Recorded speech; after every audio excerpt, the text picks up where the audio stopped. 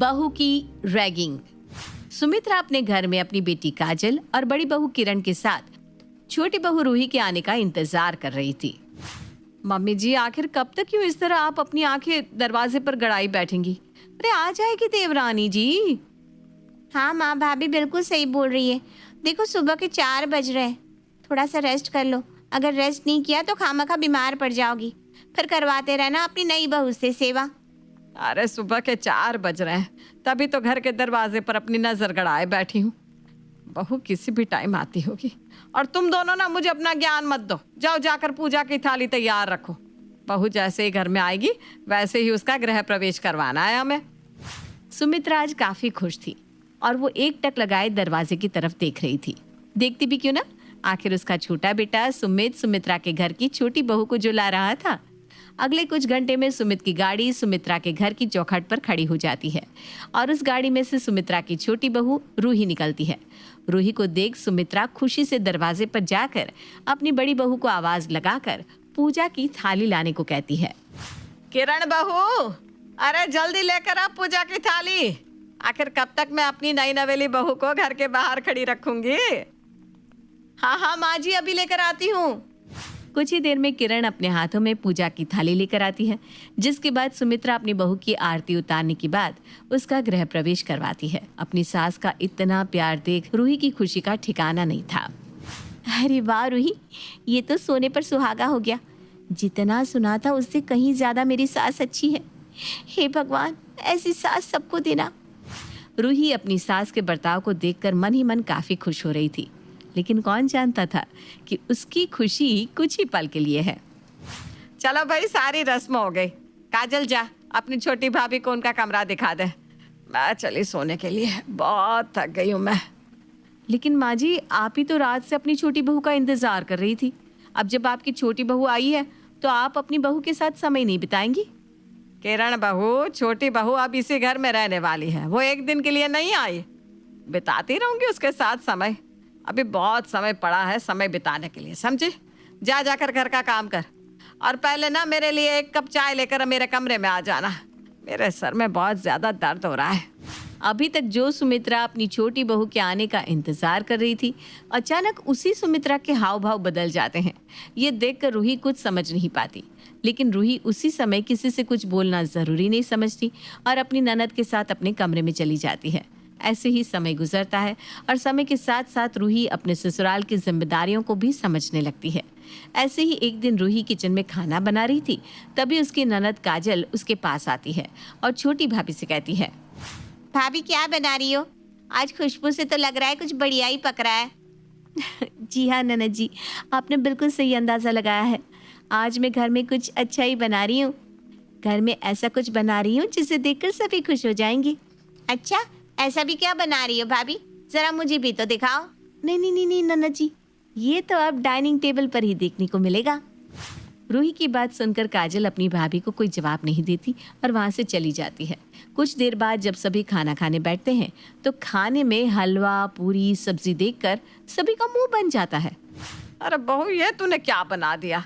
हमारे घर में कोई भंडारा चल रहा है क्या जो तूने हलवा पूरी सब्जी बना दी? नहीं माँ जी, भंडारा तो नहीं है, लेकिन मैं जब से यहाँ आई हूँ कुछ अच्छा नहीं बना, इसलिए मैंने सोचा कि क्यों ना आज ये बनाकर सभी का दिल जीत लिया जाए। किरण बहू, लगता है तूने छोटी बहू को कुछ समझाया नहीं है, तभी छोटी बहू ना समझी कर रही है। क्या मैं सही बोल रही हूँ ना? तूने बहू को कुछ नहीं बताया ना? वो माँ जी, मुझे टाइम ही नहीं मिला बताने का। मैं इसे बता दूंगी। ये क्या बात चल रही है? मतलब क्या बताने की बात चल रही है? ऐसा भी क्या है जो मुझे नहीं पता? देख बहू, इस घर के कुछ रूल्स, नियम है और जब तक इस घर की औरतें उस नियमों को सही ढंग से फॉलो नहीं करती तब तक वो इस घर में इस घर की बहू कहलाने लायक नहीं होती। इसलिए तुझे भी कुछ नियम फॉलो करने होंगे। साथ ही तुझे कुछ परीक्षाओं में पास होना पड़ेगा, तभी तू इस घर की बहू बन पाएगी। परीक्षा? हाँ, परीक्षा। बाकी तुझे किरण बहू अच्छे से समझा देगी। क्या बहू, सही बोल रही हूँ ना मैं? जी हाँ माँ जी, आप बिल्कुल सही बोल रही हैं। मैं रूही को सब समझा दूंगी। आज सभी लोग जैसे तैसे पूरी, सब्जी और हलवा तो खा लेते हैं, लेकिन आज की बात रूही को जरा भी अच्छी नहीं लगती। वो अपनी आंखों में आंसू लिए अपने कमरे में चली जाती है। तभी वहां किरण आती है। देवरानी जी, छोटी छोटी बात पर आंसू बहाना बंद कर दो, क्योंकि अब आपकी शादी हो गई है। शादी के बाद एक लड़की को मजबूत बनना पड़ता है ताकि वो अपने ससुराल वाले के ताने और लोगों की बात सुन सके। लेकिन दीदी, जब मैं इस घर में शादी करके आई थी तब माँ जी कितना अच्छा बर्ताव कर रही थी। अचानक से माँ जी को क्या हो गया? रोहित, तुम ना बहुत भोली हो। तुम ये कैसे बोल रही हो कि तुम माँ जी की पसंद की बहू नहीं हो? सुमित ने अपनी पसंद से शादी करी है, इसलिए माँ जी को तुम्हें अपनाने में थोड़ा समय लगेगा। और हाँ, वो और लोगों के सामने ये नहीं जताना चाहती कि ये शादी उनकी मर्जी के खिलाफ हुई है, इसलिए वो बाहर वालों के सामने तो तुमसे अच्छे से पेश आएंगी। और दूसरी बात, इस घर में कुछ रूल्स रेगुलेशंस है जिन्हें तुम्हें फॉलो करना होगा। तीसरी, आखिरी और सबसे जरूरी बात, इस घर में बहू की रैगिंग होती है। क्या? रैगिंग? वो भी ससुराल में? हाँ रूही, रैगिंग। यहाँ बहू की रैगिंग होती है, और अगर बहू उस रैगिंग में पास हो जाती है तो वो इस घर की बहू बन जाती है। लेकिन अगर वो रैगिंग में फेल हो जाती है तो वो भले ही 4 लोगों की नज़रों में इस घर की बहू हो, लेकिन माँ जी उसे बहू के रूप में कभी नहीं अपनाएंगी। लेकिन दीदी, ये रूल सही नहीं है। मतलब रैगिंग कॉलेज की हो, स्कूल की हो या ससुराल की, ये सही नहीं है। तुम सही कह रही हो रूही, लेकिन तुम्हें रैगिंग को तो पास करना ही होगा, क्योंकि तुम्हारे पास दूसरा और कोई ऑप्शन नहीं है। और मुझे माफ़ करना, तुम्हारी रैगिंग मैं भी करूँगी, क्योंकि मैं जब इस घर में शादी करके आई थी तब माँ जी ने मेरी भी रैगिंग करी थी। सोचो, मैं तो माँ जी की पसंद की बहू हूँ, तब माँ जी ने मुझे नहीं छोड़ा तो वो तुम्हें कैसे छोड़ देंगी? जबकि तुम तो माँ जी की पसंद हो ही नहीं। तुम्हारी शादी तो सुमित की वजह से माँ जी को मजबूरन करवानी पड़ी। इतना बोलकर किरण वहां से चली जाती है।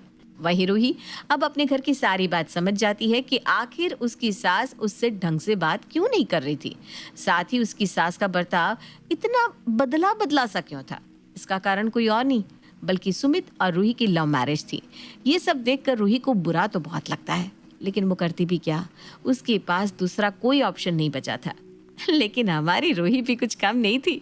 आखिरकार उसको पता चल ही गया था कि उसकी सास उससे क्यों कटी कटी रहती है। बस इसलिए वो अपनी सास की रैगिंग को पार करने की ठान लेती है। मम्मी जी, आप भले ही मुझसे कितना ही कटी कटी क्यों ना रह ले, लेकिन मैं आपका दिल जीत कर ही रहूंगी।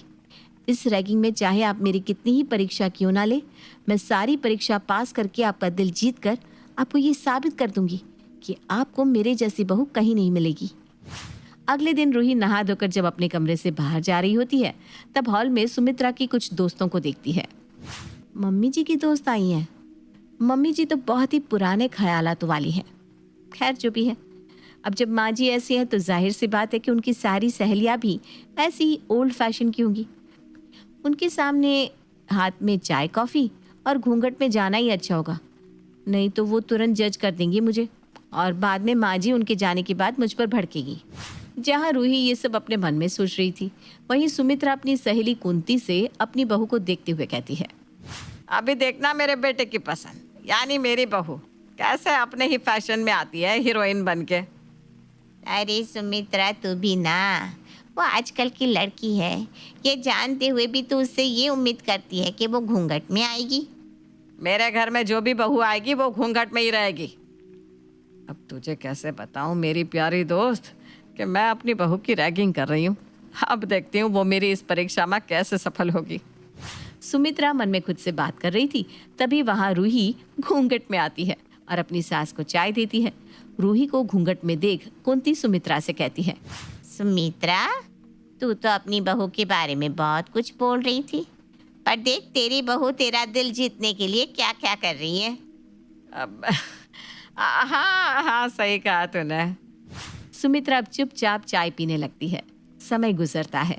ऐसे ही एक दिन रूही अपने घर के कपड़े धो रही थी, तभी उसकी जिठानी और सास उसके पास अपने हाथों में और कपड़े लेकर आते हैं। रूही, ये कपड़े भी हैं, इन्हें भी धो देना। पर दीदी, ये कपड़े कौन से हैं? मेरा मतलब, इन कपड़ों को तो कोई पहनता भी नहीं है ना। नहीं पहनता तो चुपचाप धो दे इसको। इन कपड़ों को गरीबों में बांटूंगी मैं।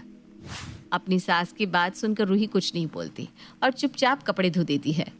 अपनी बहू को इतने सारे कपड़ों को धोता देख सुमित्रा का दिल पिघल जाता है, पर वो उस समय कुछ नहीं कहती।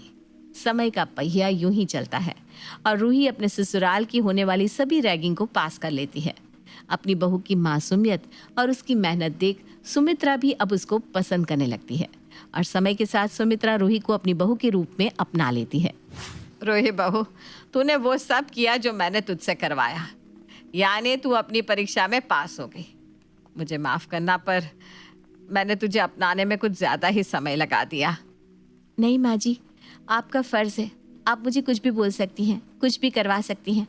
आखिर आप भी तो मेरी माँ है ना। अपनी बहू की बात सुनकर सुमित्रा उसे गले लगा लेती है, जिसके बाद सब एक साथ खुशी खुशी मिलकर रहते हैं।